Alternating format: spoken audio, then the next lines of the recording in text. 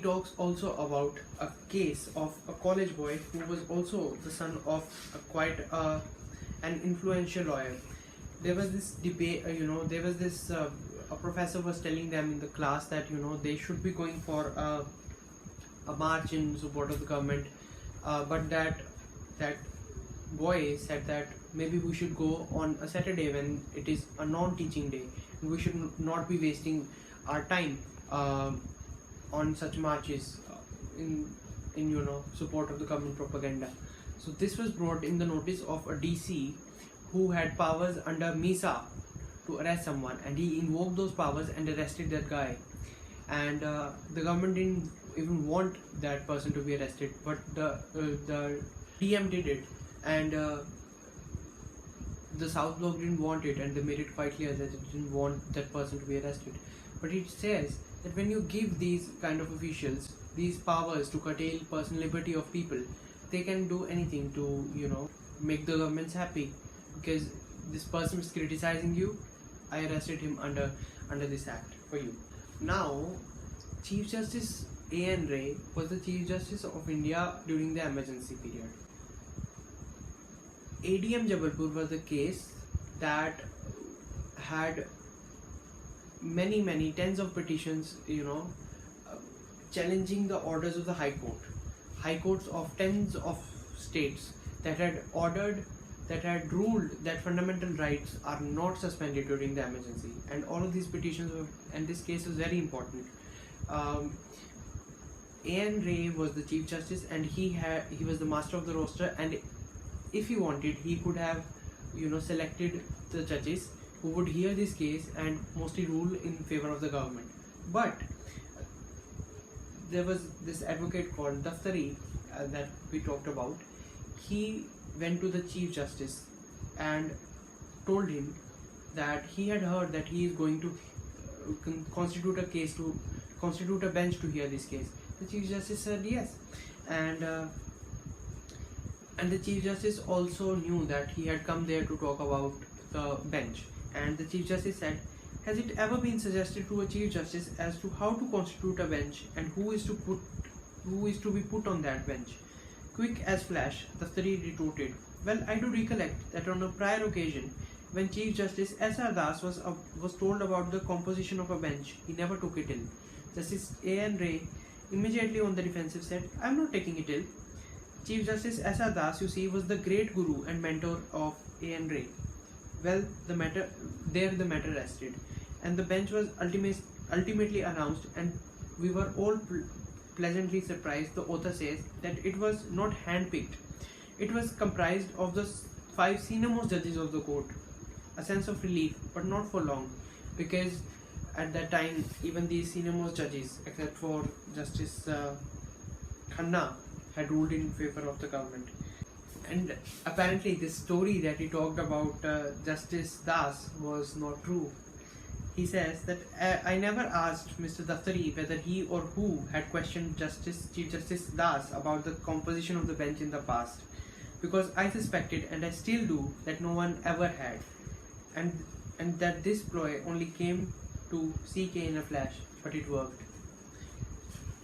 You see, these kind of people tried a lot to save the democracy in this country, but what ultimately happened. The name of the 9th chapter is Some Reflections Post-Emergency. He says that he had quit his job with the government, and he took up many foreign assignments, and he got a lot of foreign recognition. He also went to the US and headed a commission there. He did lots of work internationally and got recognized. He says that Indira Gandhi had expressed shock at and surprise at the total lack of resistance among the people to the emergency. She particularly mentioned she was more amazed at the lack of reaction among the intelligentsia. When some times are bad, this category, the intelligentsia, is the most despicable in all countries. It is the intelligentsia that has both the capacity and the inclination to rationalize tyranny, and so it was in India. And then he also talks about how there were so many punitive transfers. some of these people, some of these judges of the high courts who had to, who had to undergo punitive transfers to other high courts because they had ruled against the government and not as the government wanted them to rule. And he particularly mentions Justice Agrawal, who had given bail to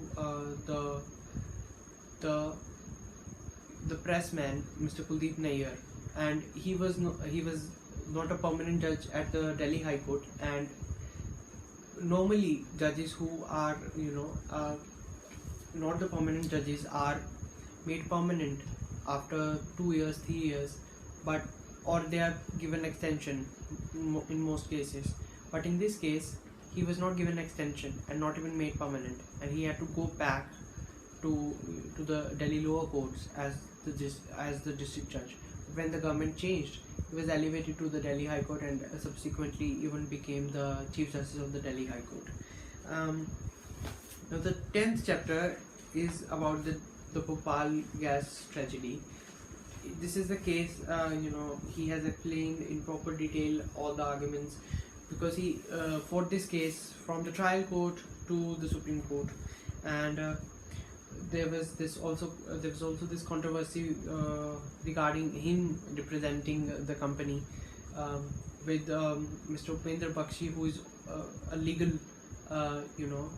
expert, saying that he will not be sharing any platform with Mr. Nariman because he had represented wild people of this company who had whose company led to such a loss of lives.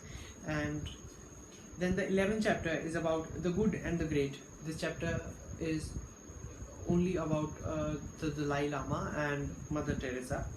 He talks about the Dalai Lama and says that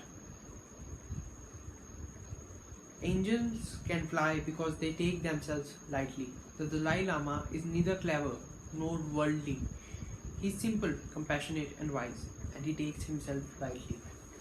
And about Mother Teresa, he tells a story. The story was told by Mother Teresa herself, and there was she was somewhere and somebody came to her running that that there's this family who has not eaten anything for a long time now, for many days apparently. And Mother Teresa ran towards that house of the family and gave them some rice and food. And what that family did, that lady did of the house, she was a Hindu lady, and what she did was that she took half of that food that was given to them after many days. She took half of that food and gave to their neighbors who was Muslim, and she said that they too are hungry. He says that this is the kind of India that we have, and look where we are. And then in the 12th chapter, an interlude, he talks about water dispute cases and water resources. He had been appearing for Gujarat in this watershed dispute cases, and also he talks about it in great detail. How he says that there are other issues as well, like Tamil Nadu is not ready to change its cropping patterns, etc., etc. And he says that when we gave ourselves a constitution, it was certainly good to provide certain enforceable rights against a state or state agencies, but I believe that it would have made a difference in our attitudes and our national consciousness if we had also stressed on the duties and responsibilities of citizens in one state towards citizens in another, such as the duty to share equitably the waters of an interstate river. And the 13th chapter is, can they not perform better than they do? Then he continues talking about these water state disputes and the water tribunals that handle these cases. He says that can they not perform better than they do? Change in the modus operandi of the functioning of the interstate water dispute tribunals can only be achieved by a change in the mindset of the members of the tribunal, who must not sit like umpires in a cricket match. Rather, they should emulate the referee in a football match, running with the players all along participating in the game. Though in a supervisory capacity, the Act envisages an investigation by the tribunal, not an adversarial proceeding like adjudication in a court of law. And then he talks about some judges of the Supreme Court, and the quote before this chapter starts is one of my favorite. He says that judges are human beings, and human beings, like stars in the firmament, have blemishes. Despite such blemishes, they shine. In this, he talks about a particular judge of the Supreme Court who he has not named. That judge had a special quality of, it is not quite special, many judges have it, that he used to reject lots of special league petitions. And he was visiting Rajasthan, and the bar of the Rajasthan wanted to throw a dinner in his honor, and he said, give it in writing when they wanted to invite him. So they prepared a petition, may it please your lordship that we are inviting you so and so, and in the left margins the judge wrote rejected. He did not go for that lunch, for that dinner. And then he says that there are three categories of judges: judges with political agendas, judges with social agendas, and judges with no agenda. He talks about Justice K. Subba Rao as having political agenda, Justice Krishna Iyer as having social agendas, and many other judges as having no agendas at all but justice. And he says that because the Supreme Court does not have many judges who have such agendas, these kind of judges, the ones with political and social agendas, are remembered more because they are very less in numbers. He talks about how Justice Subba Rao, when he was junior in the Supreme Court and was hearing cases, he would dissent a lot frequently. Then when he became a little senior, or when he became the Chief Justice, he said that when he was the Chief Justice, he heard 62 very important cases, like constitutional cases. In that, 60 out of 62 had unanimous opinion of the court, and he did not dissent even in one of them. He talks about the persuasive power of Justice K. Subba Rao that he had, that made his colleagues agree with him. Then he talks about Justice S.R. Das. He was retiring and he said these words about Justice Subba Rao. He says that, then we have the brother Subba Rao, who is extremely unhappy because all other fundamental rights are going to the dogs on account of some misconceived judgments of his colleagues which require reconsideration. This is quite true, because after he became the Chief Justice, he reviewed a lot of judgments.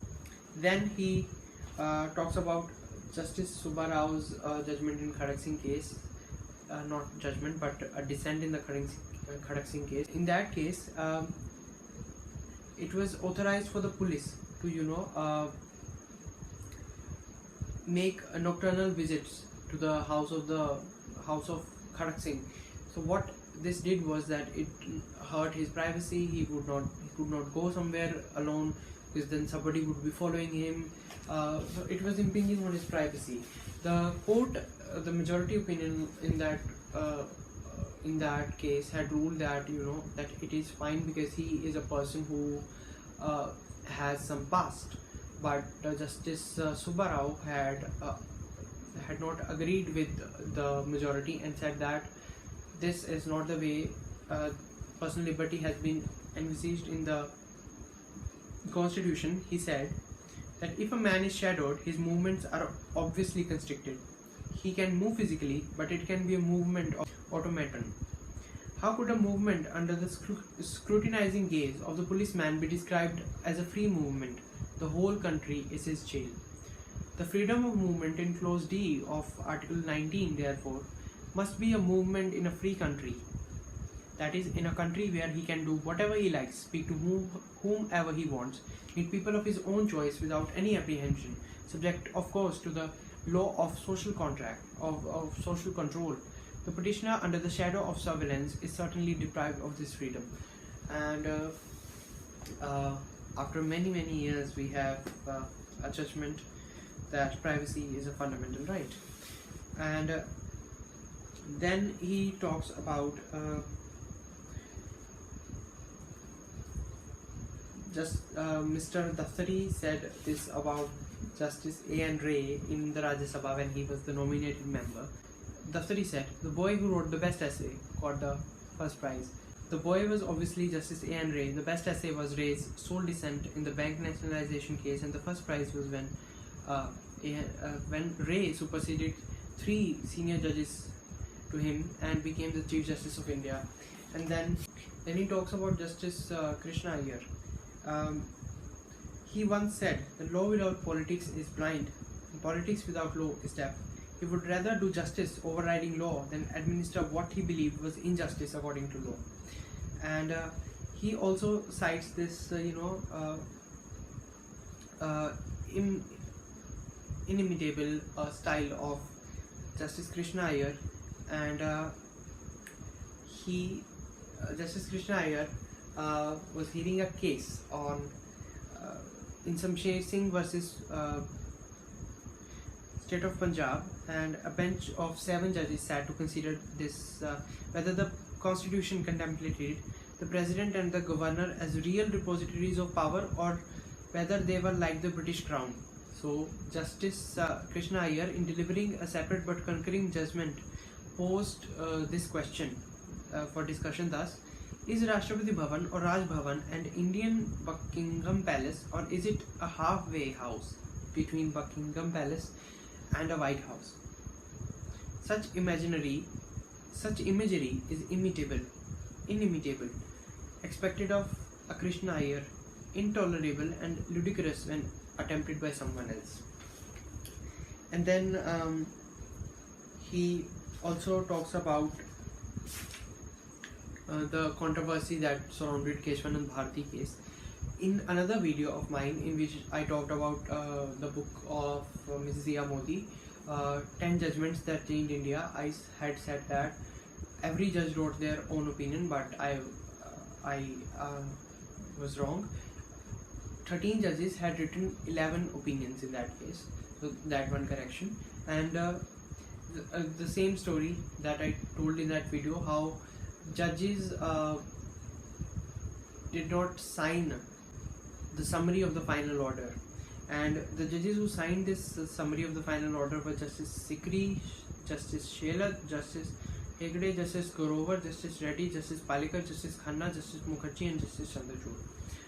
And Chief Justice Gajedkar, after he retired, was appointed the chairman of the Law Commission of India, and he once talked about the supersession of 3 judges to appoint Justice A.N. Ray as the Chief Justice. He said, "Do you know, Fali, what I would have done if I had been appointed Chief Justice superseding 3 senior judges who were compelled to resign?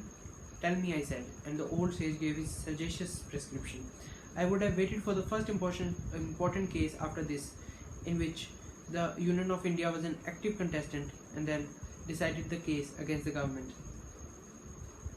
But he then condemns and goes on to say, Nariman says, "But it was not to be. In the eyes of the incumbent, Justice Ray, the government of the day could do no wrong, a regrettable attitude which hardened after the emergency of June 1975. And then in this chapter he talks about so many other judges, but we don't have time to talk about everyone, so I'll leave that to you to read this book and read about these judges as well.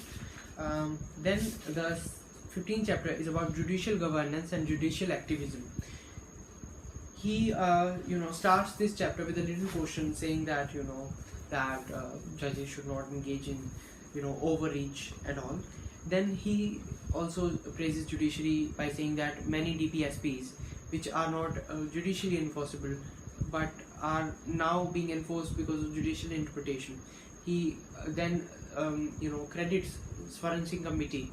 Swaran Singh was a minister, and he headed a committee which had a mandate which also recommended fundamental duties, for example, and it also had this mandate to recommend that the power of the High Courts to issue writs under 226 article of the Constitution should be taken away. Now Swaran Singh was the person the author credits with ensuring that the report did not say this. He says that Swaran Singh said to the other members of the committee that he has been a minister in the Punjab government, and he has often seen that even if he wants to make an individual decision, it is not possible because there is a push and pull of the politics that goes on in the state, in the executive and legislature. So he realized this, that the only way for things to get done by the ordinary citizens is through a writ from the High Court, through an order from the High Court, and he didn't want that to be taken away from the citizens, and thus he ensured that the report did not recommend the amendment to 226 or application of 226.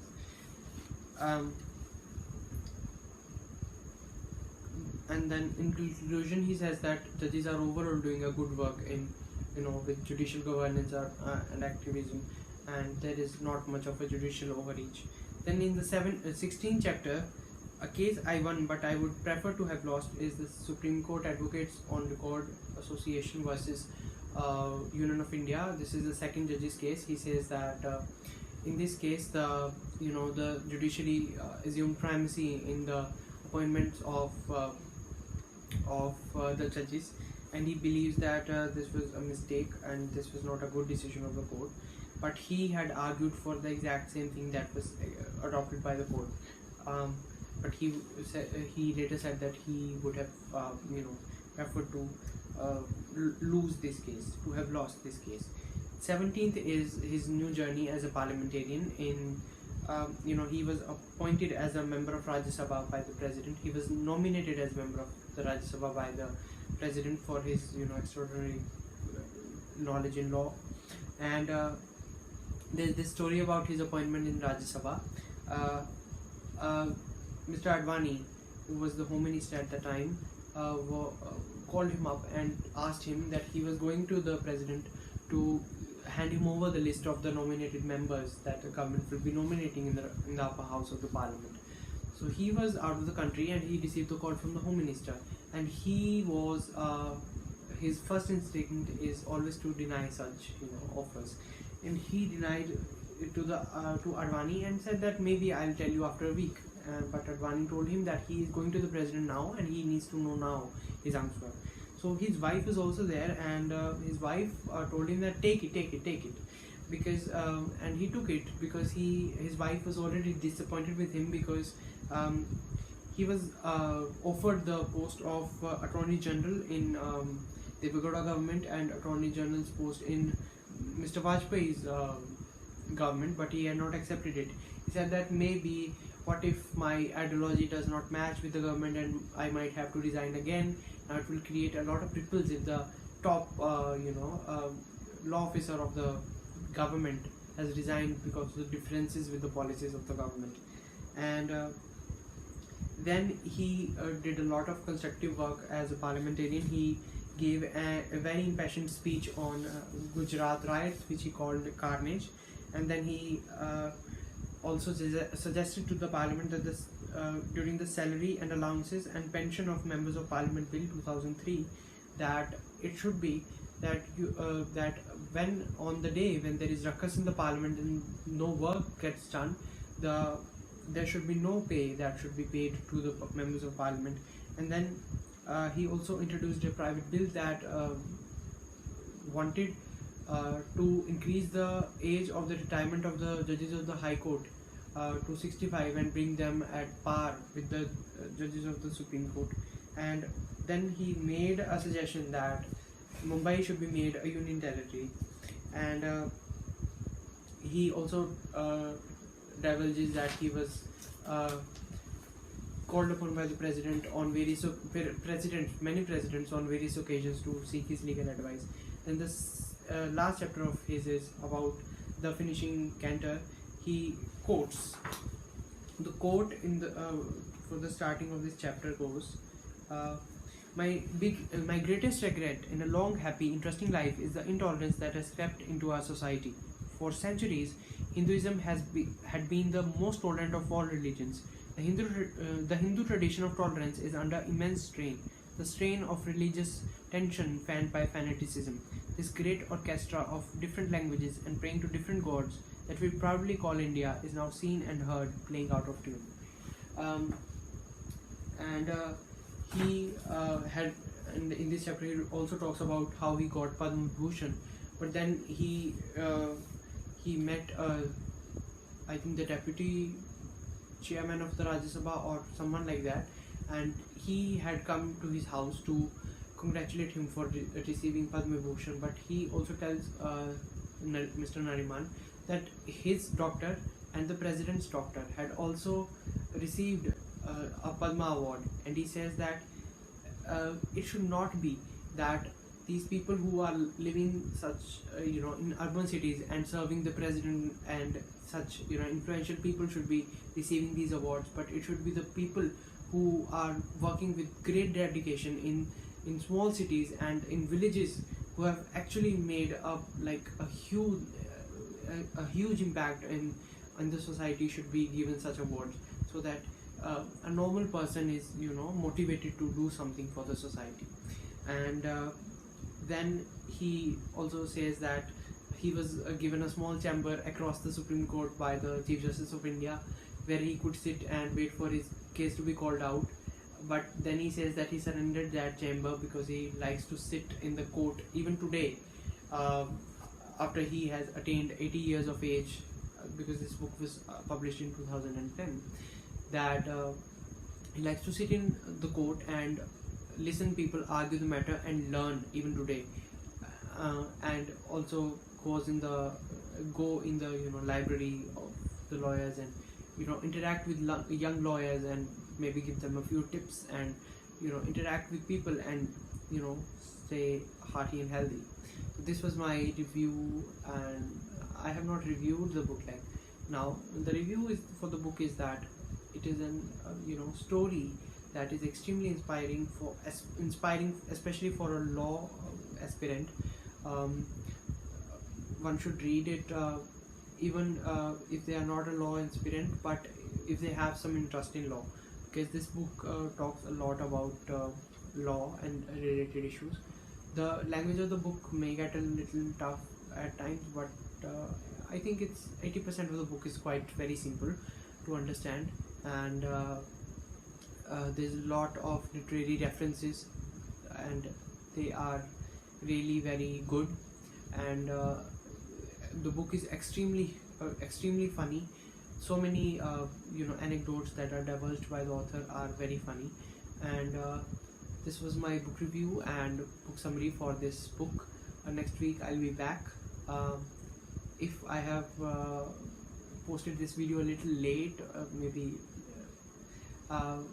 the video has run into hours, so the editing of the video will also take some time. Thank you very much for watching. I'll be back next week. Take care, stay safe. Thank you.